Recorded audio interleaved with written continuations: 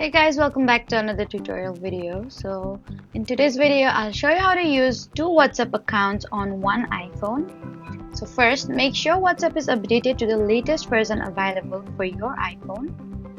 Now open WhatsApp and go to settings. And if the multiple account feature is available on your version of WhatsApp, then look for add account.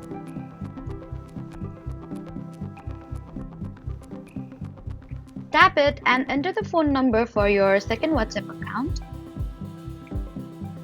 You'll then need to complete the normal verification process for that number. And once the second account is added, you can switch between your account directly inside WhatsApp.